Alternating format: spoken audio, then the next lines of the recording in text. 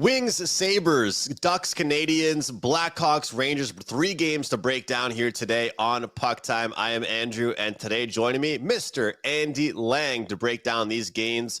We're going to have multiple different ways of looking, totals, sides, props, team totals as well. So lots of good stuff to look at. Andy, good morning to you, sir. How are you?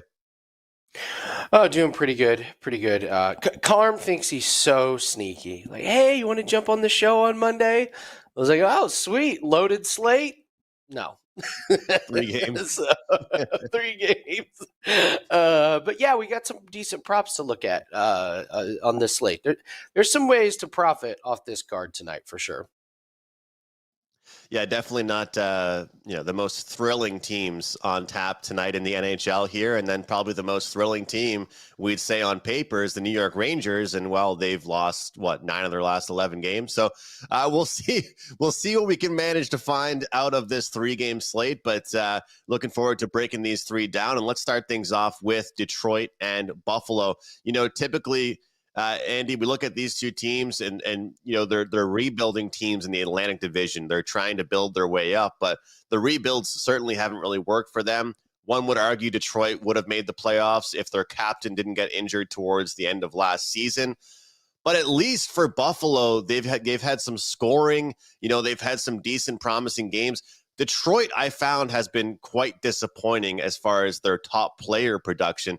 Do you have any props for us in this game, Red Wings and Sabres? Any players you're betting against or betting on between these 2 teams? Well, I mean, both these teams are kind of bet against teams, right? Like this is not like a couple of juggernauts here.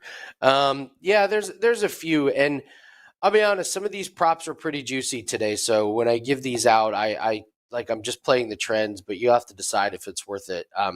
What your juice tolerance is like. So I'll take Kolich over 1.5 shots on goal, over in 14 out of 18, over in 6 straight games. And this Detroit team is 28th in shots on goal allowed.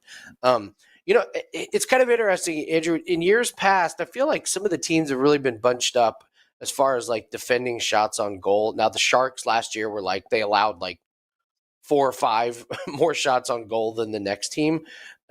But this year it's kind of spread out. This is a Detroit team that gives up a lot of shots on goal. This guy's been good on this one. So I would look at him to go over shots. And then I'll take my boy Moritz to not have a point. He only has a point in 9 out of 27 games, 5 in a row without a point. And here's the key to this one, Andrew. Buffalo's 24th in goals allowed, but 10th in goals allowed to defenders. So the guys who are scoring are not the defenders when you go up against them. So nice little trend I have there. I love playing my guys to not have points. This year, the books have definitely gotten out in front of these. They're not giving me those minus 130s anymore. The ones last year, they were like minus 130, minus 140. They're like minus 190 this year. But I'll take. I would take a sprinkle on those 2 props in this game. I like it. And Andy, you're right. It seems like this year don't get me wrong, there's still some sneaky guys you can add to your fantasy hockey team, or there's the pickups or some guys you've noticed that are playing much better. But as you mentioned, it seems like this year it's like, okay, these guys on this team are scoring, these guys aren't. So if you try and bet this guy not to get a point, the books know this year that they're not getting a point, versus in years past, you could kind of get a much better price on them. Both these teams have kind of struggled to score, and specifically Detroit. I mean, just 1 goal for them against the Avs, 1 goal against the Senators. I mean, if you're going to only score 1 against the Senators, that's a problem. 2 against the Bruins. And then the worst for them was when they scored 4 goals against Vancouver, they still lose.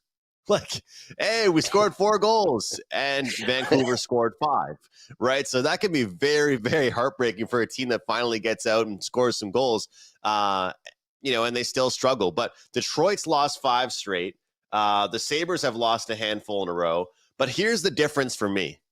The games the Sabres have lost recently have been against good teams that I expect them to lose against. So I'm not saying that we should be able to give them a pass by any means. But I mean, if we're talking about strength or weakness of a schedule, sometimes when you're kind of looking through a team's schedule, you can think, okay, that makes sense. They lost that one. That makes sense. They lost that one. some of the losses that the Buffalo Sabres have had recently, I wasn't really overly shocked, Andy. You know, I just like saw them coming. I was like, okay, yeah, they played Winnipeg, they played the Avalanche. You know, the Islanders one shocked me a little bit here, but this is a spot here where I want to go against the Red Wings. I want to back the Sabres. And I understand people might say to me, look, they've lost 5 straight games, and only in 2 out of those 5 games that they lost, they allowed 4 goals. But you know where I'm going here. I love the plus money. I'm not laying chalk with either of these teams. I can get plus 110 tonight on the Buffalo Sabres to reach the magic number of 4. And that's what we're going to go with the team total over at home for the Buffalo Sabres over Detroit. And sometimes when a team is struggling defensively, I mentioned this in my Every Game on the Board video over the weekend with the New York Islanders. When a team is struggling defensively, sometimes they have to sacrifice defense to help create offense. And I kind of feel like that's going to be a thing for Detroit. They're thinking, whatever the hell we're doing right now in these low-scoring games, we're losing. Like, it doesn't matter if you lose 2-1 or if you lose 5-4, you still lost by 1 goal. So I think that after so many short, under losses, we're going to start to see that. And it's kind of funny, Andy, a lot of people talk about baseball as like, especially with sport like baseball, where it's like a business, right? You're playing for your next contract. So your team might be out of the playoffs after the first month of the season, and you're playing 160 games. You're playing for yourself. Well, one thing someone told me one time, actually in like the hockey industry was like, these guys on bad teams, it's one thing to be on a bad team that's low scoring and losing, but at least if you're on a high scoring team and losing, you're putting up numbers. You're putting up stats, right, for a future contract negotiation to tell your agent, hey, look, I have this many goals. If you're playing poorly, losing, and you're only scoring 1 or 2 goals, what the hell are you even doing? So this is a battle between 2 crappy teams in the Atlantic Division, but I think Buffalo will get to 4. One of these teams gets to 4, and I think that Buffalo will go over that. And, Andy, would you say that as far as the odds are concerned, like you've been able to bet on guys not to have a point mostly on good teams lately? Like it's hard to do it these days on bad teams because the odds are so bad with it, or it's still worth it? Because I can only imagine, like if you take a third liner on the Avalanche to not get a point versus a third liner on the Red Wings, the odds are probably just like drastically different, right? Yeah, a lot of them are. I haven't been playing nearly as many as I did last year, and these teams, I have to mention, 11 straight losses combined by these 2 teams. Like, oh my gosh. Yeah, we cashed the client play yesterday on Nathan McKinnon under 1.5 points. He started off the season great, but yesterday they scored 4 goals in a 4-0 win, and he had none. So it's kind of a it's kind of a case by case basis, but yeah, like you really want to make sure that you're taking a bad team against a good defensive team.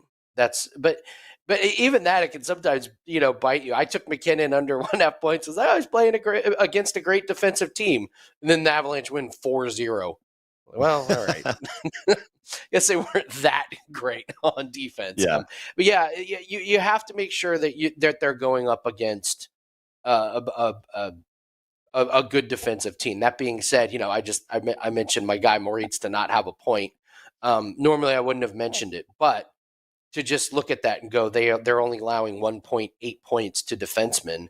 It's like, well, geez, if there's only 2 points coming from the entire defense, like the odds are kind of with you on that one. So it's just kind of a way to narrow it down. But yes, I would not be laying chalk on a team to win this one game. And to your point, Andrew, I years ago I did a half-hour documentary on the Fort Wayne Comets, the minor league team here, and they do a good job getting some guys into the NHL. The legend Colin Chalk came from there, but it was really interesting hearing them talk about, like, yeah, we're playing for jobs every single night. Like, if we're down 4-0 in the third period, we're not taking that period off. Like at the end of the year, at the end of your contract, they're like, well, how many goals did this guy score? It doesn't matter the context of him, Yes. for like how many assists did he have? So yeah, when we see some of these some of these lower level teams, or even if you take a sport like NFL where you got teams that are sitting some of their players, some of their normal starters, these backups are coming in playing for a contract. They're looking to get a practice squad job for next year. They're looking to be, a backup somewhere else if their contract is up. So yeah, don't underestimate some of these guys' motivation. Now, do they have the talent to get the job done? Do they have the talent to score goals? That's another thing. But don't worry. I would not say like, oh, these backups are not motivated. It's far from it. Like they have their own motivation. It's you score a couple goals in garbage time, that could be the difference between you getting a contract next year and not. It really could. So that was an eye-opening experience for me in the industry. As a Blue Jays fan, I used to always get mad at the All-Stars on our team when I was younger watching the Jays. They would always hit solo home runs. And I was like, why can't you do this when guys are on base? When we can actually win games. But for them, it's like, hey, there's a home run for my stat sheet, right? But it would just make me so mad and furious. It's like, get at least one guy on base first and then hit the home run. Don't just hit these solos. But yeah, that's actually really cool that so you did a documentary, like you were a part of your production company, was a part of the documentary?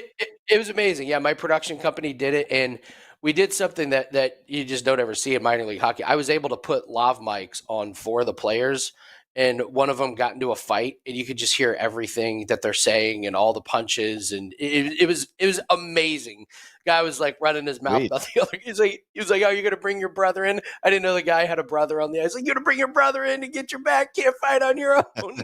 Like, that's so yeah, awesome. it was very cool. I got to spend the entire day with Colin Chalk and all those other guys. So it was very, very cool. It was a cool day. Let's move on to the Chicago Blackhawks and New York Rangers here. First and foremost, though, I want to thank everybody for being here with us live in the live chat on YouTube Shorts, TikTok, wherever you're watching. Also, you guys that are watching afterwards, we love all the comments, and it's a smaller slate today. We're going to try and do our best to give you guys some picks, some props, some thoughts on all these games, but I love how active you guys are being right now in the live chat. But Andy, we talk about New York being the best team on paper as far as today's 3 games are concerned. We're talking about Detroit, Buffalo, Montreal, Anaheim, Chicago, and New York. Yeah, I mean, one might argue that New York is probably the best team on paper here. And, I'm going to say this. A lot of times people say that first game back at home after a road trip is a fade. Last game of a road trip is a fade. Second half of a back-to-back is a fade. Well, I think all of those are circumstantial based on if it was a successful front end of the back-to-back, if it was a successful first part of the road trip, if it was a successful road trip, then you fade the team first game back at home. I think it definitely works better for us here in this situation. If we want to try and find something to bet on with this New York Rangers team, the fact that they lost yesterday's game, and this is the thing. This Blackhawks team has not been playing well defensively. They're not getting the production that they should be getting. And this is the thing. Based on what I saw yesterday with the New York Rangers having the lead, blowing it, giving up as many goals as they did, their goaltender just signed a massive contract right after Trouba, their contract, or their captain, just got moved away from the team. There's a lot of stuff going on here. Moral of the story, Andy, I do not want to be involved in the Rangers game for 60 minutes. I've been joking around about Carmine playing a lot of these 20-minute bets. I'm turning like upwards of a minus 250 into a plus 120. First period, 3-way line for the New York Rangers. We'll try and get in and out in one period. This is going to, they've been motivated for over a week and a half now. I'm not going to sit here and tell you guys this should be a motivated spot, because they should have been motivated this week, last week, week before that. These guys should always be motivated. But I like this first period play because Rangers had the lead yesterday against Seattle. They blow it. And now they get the instant opportunity against a weaker team to get right back on track. So how do you approach a team like this, Andy, with the Rangers that are certainly underachieving? And they just traded away their captain for pretty much a bag of pucks and some Gatorade. So there's a lot of weird stuff going on with this team, but they get the chance to play a weak team tonight. I mean, the Blackhawks stink. There's your analysis. They have 8 goals in their last 6 road games. Like, I would look at team totals under on this Blackhawks team. I know the Rangers haven't been playing their best, but they at least have a couple of wins in their last 4 games. The only prop that I would really look at in this one, and this is it's going to sound like a weird one, but Connor Bedard under his shots on goal. Have you noticed he's fallen off an absolute cliff? He went over this total in 10 out of the first 14 games of the season. He's now under in 11 out of 13 games. And Andrew, he has 4 games out of the last 8 where he registered 0 shots on goal, nothing getting to the net in some of those games. Now, the Rangers give up plenty of shots on goal. They're 29th. They're giving up about 32 shots on goal, a game. But I don't know, man. Connor Bedard he's getting some shot attempts. Like, we had like 7 shot attempts the other night. None of them got to the goal, but it's just for whatever reason the books have not come off this 2.5 number. I get it. It's Connor Bedard. It's a big name. Who's taking unders on Connor Bedard? But I think I am. I think I'm going to be taking it. But I would look at Blackhawks team total under. They're not scoring even at home. Like, they're 2 against Winnipeg, 2 against Boston, 3 against Columbus. They're just really, really struggling to get shots on goal. They're struggling to get points. So I like your assessment of the 20-minute bet. But full game, I'm looking at Blackhawks team total under and Bedard under shots. I like that Bedard one. I'd actually feel more confident in him to score a goal tonight than him to go over his shot number because he's been so picky. I feel like he's had to act like a playmaker more these days than a goal scorer. There was a kind of I wouldn't say viral clip, but all these hockey social accounts were posting a couple of days ago, Andy, they were trailing in a game. So he goes down the ice, he dekes out like 2 or 3 players, like these spectacular moves, passes it over to Bertuzzi. And instead of doing something special, Bertuzzi wraps it around the boards with a shot, dumps it in. It actually makes its way all the way around the boards and out of their end. And it's like, this is what Bedard has to deal with right now. People are saying Bedard's going through a slump. He just dangled through 3 guys, passed it to somebody else, and they shot it around the boards and it left the offensive zone. This is what he's dealing with. So, there's going to be either 2 options. He remains a playmaker, or he just turns into that mode where he's like, I'll do everything on my own and try and score. Hopefully for your under, he continues to try and be a playmaker. Because hockey is not a sport where like basketball, where you can just wake up and be like, I'm going to go drop 40 tonight. Like, you really just can't. If your teammates aren't helping you, it's very difficult. It's like the Wembanyama kind of situation. Like, you have to be atrocious to get this draft pick. Like, that's what people don't realize. Like, when it's like, well, they haven't built a team around Wembanyama. It's like, well, yeah, they had to be the worst team in the league to get that pick. And it's the same. Like, the reason they got Connor Bedard was because they were awful. It's just, something that it just takes time. And you're right. Like, at least with basketball, like your superstar can be out for out on the floor 3/4 of the game. There's only so much, Bedard can do on this one. So, yeah, and it's interesting, Andrew. You brought up the points. I think the odds are telling you kind of an interesting story. Like, over 2.5 shots on goal is minus 115. You can take the under at plus money, but he's minus 128 to have a point. So, Right. Like, the books are kind of telling you, we think it's more likely he has a point rather than he gets 3 clean shots to the net and on goal. So, sometimes those odds do tell you a story. And a lot of times they're right, and they know what's going on with Bedard right now. And I hate to see it, but he is struggling. All right, I'm going to jump into just 2 props that I like on today's small slate. Just 3 games, but 2 props here. The first one is going to be Lane Hudson from the Montreal Canadiens to record an assist. The best price I saw out there was plus 106 here on this one. So it's a short minus price for him to record a point, right? The guy doesn't have a goal this season. He has not scored a goal. So what would you rather, lay a little bit of juice on the guy for the slight chance he gets his first goal of the year, or just take the plus 106 on him to get an assist? Number 1, he has an assist in 6 straight games as a rookie. Number 2, they finally moved him to the power play one, the first power play unit. He was coming out there on the power play with about 45 seconds left every single time. The Canadiens finally moved Matheson off the PP1. Lane Hutson moves to the power play one, and he's getting all kinds more chances. And the third reason is Patrick Laine being back on the Canadiens creates plenty more options for Hutson to pass to. And one of his assists in the last 2 games was a direct pass to Patrick Laine, and he scored a goal there. So plus 106, Lane Hutson tonight against the Anaheim Ducks, who, let's be honest, they're nothing of a great defense by any means. We'll take him to get an assist. And then Ryan Donato, we're definitely not taking him to get a point by any means, because the Blackhawks, well, they can't score by any means, but he's a shooter, and he's a shooter on the road. Over 2.5 shots on goal, plus 130, 7 of his last 8 away games. And this year in the NHL, I've been looking a lot at the road-home splits.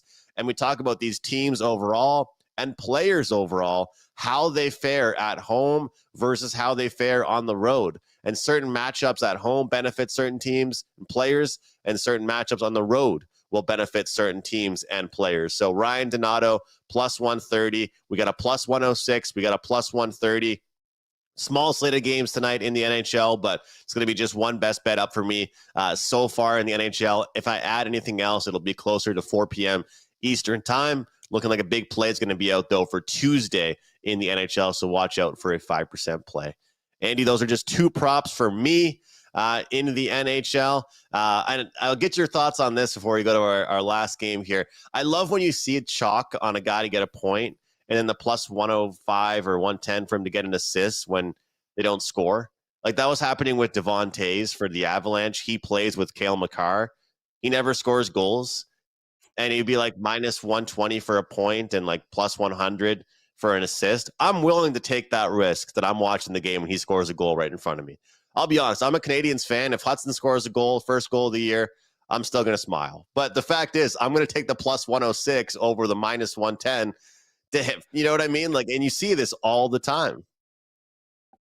Yeah, you do. You have to be consistent with it, though. That's the thing. Like, you can't just pick and choose games with that. Like, you have to play like 10 in a row and hope that you're hitting on 6 or 7 of those. I'm with you though. Those situations do come up every once in a while. It's not a ton, but yeah, when you can dial in a guy that's just not scoring goals. Another. Well, I would tell you, Jake Neighbors for the Blues. That's the opposite. Like he never has assists. Because he's just shooting.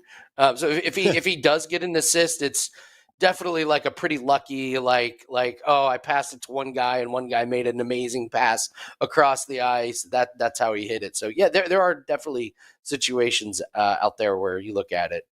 Yeah, for sure. All right, so the Ducks and the Canadiens, we've talked about all show how there aren't the most thrilling matchups on Monday night slate. If you aren't a fan of one of the teams like I am, you probably aren't tuning in to this game by any means. But Anaheim heads out on a East Coast road trip. They had 4 straight road games, Andy. Quite a bit of travel here for this one, but of course it is just the first game of the road trip. Canadian viewers, this will be on Prime Monday Night Hockey, and I will say, it's been really nice to watch. The production crew that Prime has brought, it's been a lot better than some of the coverage that they're getting on the main network. So I'm really enjoying it, and hopefully we get somewhat of a good game here, Andy. But my best bet's going to be in this game for the show. So I'll go last here. Is there anything that you like in this one as far as points, player props, Ducks or Habs? Tell me something good about the Habs tonight. Anything you like from my guys? Well, let's. All right, I promise I'll find one here. I do like Gallagher. Okay, let's do Gallagher. How about that? Gallagher over 1.5 shots on goal. He's gone over in 4 straight, and Anaheim is last in league in shots on goal allowed. They're last against this position, so it's minus 160. So it's a little bit juicy, but again, I think I'm okay with laying it. I mean, they're giving up 33.2 shots on goal. It's like crazy. And 23.9 of them are coming from the forwards. So, yeah, that's one I would look at. Here's another one that you and I talked about off air, but I think we should talk about it now, and that's Kirby Dach. This is one of those where you say like, well, minus 200. Like you would never lay minus 200. Can you talk about Kirby Doc and what's going on with him, because he's minus 186 to not have a point. He's at a point in only 6 out of 27 games. So it's like, so when is minus 200 a decent price to lay? When you're hitting it at a 78% rate, that's when it's good to talk about. So can you talk about the injury he's going through, what you've seen? Because I don't think there's a lot of people that understand this. Andy, it's been so frustrating. Sometimes, a lot of times as a sports bettor, being a fan of a team actually can blind your opinions, right? Can hurt you. But sometimes it can definitely help you by being in touch with a certain team. And look, I listened to so many post-game radio shows, so many podcasts, so many interviews about this team. Every single media personality is talking about this guy. Every single media personality has something negative to say about this guy. And it went from give him time to I'm tired of giving this guy time. I'm tired of giving this guy time. And it just like one day a switch just flipped where, yes, you're coming off an MCL and ACL tear. It can be hard coming off any injuries. And I know that he's no superstar by any means, but look, he didn't miss a full season just like Kirby Doc did, but Patrick Laine just missed 3 months. He hadn't played a full hockey game in 8 months, and he scored a goal in both of his first 2 games back. I'm not saying that Kirby Doc is Patrick Laine, but I feel like it kind of probably makes Doc feel even worse when he looks at Laine come back and go top corner in back-to-back games. But it's very difficult. Here's one thing I'll say is that they've tried to move him up and down lineup, second line, third line, fourth line. I think what you should do is take a look at who is playing on the second line for teams that are playing against the Canadiens and take them to get a point or over shots on goal. Because not only is he not scoring, Andy, he is a league worst plus minus, team worst and league worst plus minus, meaning that he's taking penalties and he's on the ice a hell of a lot more for goals against than he is for goals for. Some hockey nerds will tell you that plus minus doesn't matter because, you could be completely not at fault, Andy, and then I made the turnover, but it looks bad on your plus minus. You know what I mean? Which does make sense. But at the same time, if you're not going to be scoring, you better be playing some pretty good defense. So, Andy, you have my complete blessing to keep making money betting against this guy, because even if he gets a point tonight, he's probably going to go 7 more games, and he just got bumped off the power play 1 unit, which was about time.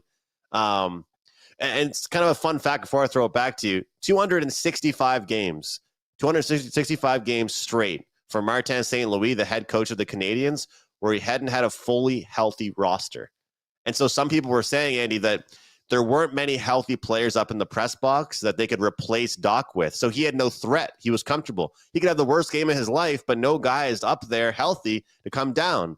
Well, since Laine came back, he's taken his spot on the power play 1 unit. So yes, keep betting against Doc. Keep betting against some of these guys that are just not getting the job done. Anybody on the Ducks you like here? Well, just to throw in, he's down to 14 minutes and 30 seconds of ice time average in his last 7 games. You just see his minutes coming down. And that's another key thing that I look at when you're playing these guys to not have points. You got a guy that's playing 21 minutes compared to a guy that's playing 14 minutes and 30 seconds. That's a lot of shifts where you're not out there, getting involved in anything. So, I can do my best bet here because my best bet is on an Anaheim Duck. All right.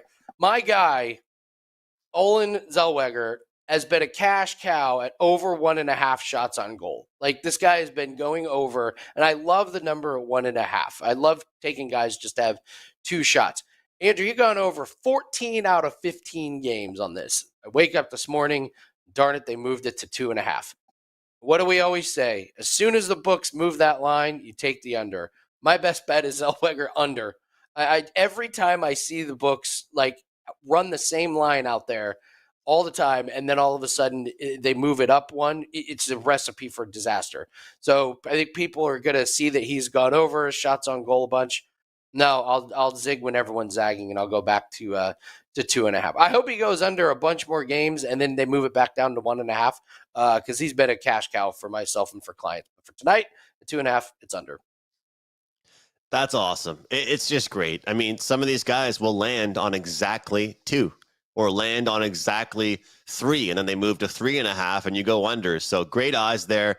Guys, I look forward to seeing you cash this ticket, Andy, and then go back to betting his overs when they change it back. So great stuff. Good eyes. Always love talking props with you. And Andy has a same game parlay package up and available. It's a great, great game tonight in the NFL.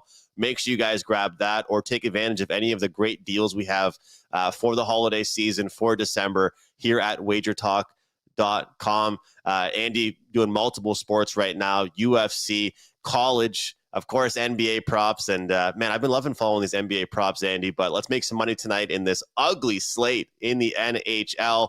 As far as I'm concerned, looks like it's going to be just one play for me in the NHL. We'll see if I add any more.